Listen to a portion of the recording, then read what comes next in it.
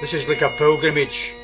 I try to come here every year, gather at the cairn, meet old friends, wipe away a tear, standing on that moor that once with blood was sodden, paying respects to those loyal men and women, the spirits of Culloden. This is a tale of one such soul, a long time departed, who left his croft in the Highlands and his family broken-hearted. As for the facts, they can't be hidden, there is just no disguising of what happened during the 45, the last Jacobite uprising. His name was Tirlach, raised to the Highland way of life, worked hard to feed his bairns and his bonny wife. It got hard to pay the landlord's rent, just growing tatties and barley, so he upped his sword and his gun and he went to fight for Charlie. He joined up at Preston Pans on the 21st of September, where they sent Johnny Cope on his way, a battle to remember. Then they marched south, took Carlisle, Manchester and Preston, and were in Derby by December. London next, that was the question. But many an argument took place when Charlie called his meeting, some in favour of on to London, while others for retreating. But with the French no coming and false information saying London was heavily defended, they retreated, and had not for that, who knows how this story would have ended. So Carlisle fell back into King George's hands. Losses, they were many, more at Falkirk, Fort William and again at Little Ferry. On the eve of the final battle there was a failed attempt in Nairn, and now here is the reason why we all gather at that cairn. Tirlach's story. I was cold, wet and tired, had nothing to eat. After that march for Nairn, I'd cuts and blisters on my feet. I just wanted a wee lie down, out of the wind and rain, wrapped up in my plaid, some food, sleep and dream about my hame. But just as I was settling and getting a wee bit rest, there was a cry for O'Sullivan. God, that man I did detest.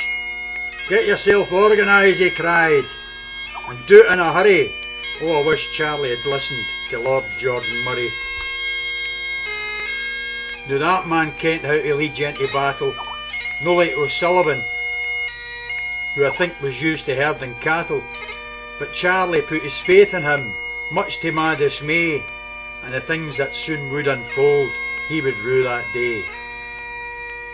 Our flags were flying high, we were ready for a charge, shouting, "Let's fight those redcoats," as our swords beat on our targe.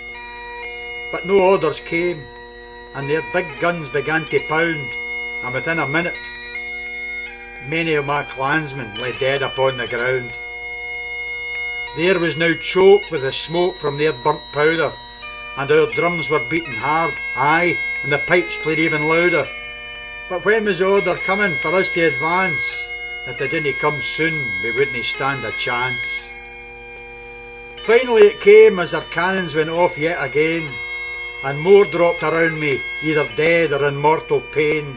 We charged across that moor through hails of red-hot lead, fired from the guns of Cumberland's men in red.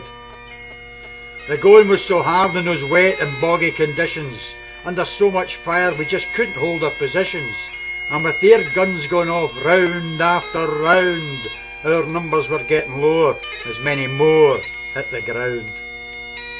We charged onto the drum as the pipes they blew, getting louder and louder, their faces now in view, and on them you couldn't help but recognise their fears at the sight of charging Jacobites and the sound of the pipes in their ears. We set upon them with our claymores, they drew blood, and many a redcoat ended face down in the mud.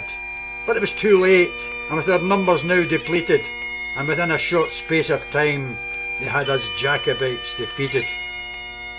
Then, by Cumberland's orders, no quarter it was given. The lads that lay injured into them bayonets were driven.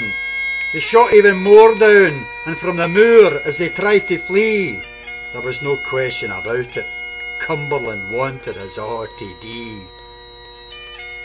And for the ones who did manage to escape, they were hunted down during murder, pillage and rape. taken prisoner, shot or hung up by the throat, while they murderous redcoats gathered around to gloat. Aye, I got away for a while, I hid up in my glen, but I was soon tracked down by a band of Cumberland's men. They raped my wife in front of me, then put her to the sword. My bairns, aye, they got away, and for that I thank the Lord. They tied me up and dragged me through the mire, threw me in a cart, and they set my house on fire. Took me to Carlisle, and without trial I met a slow and painful death, and this is what I said to them with my last dying breath. I fought for my prince, the rightful heir to the crown, and like many a Jacobite I laid my life down, and from this day forth you will hear the loyal men cry, the spirits of Culloden will live on and never die. Aye, the spirits of Culloden will live on and never die. Alba Gubra.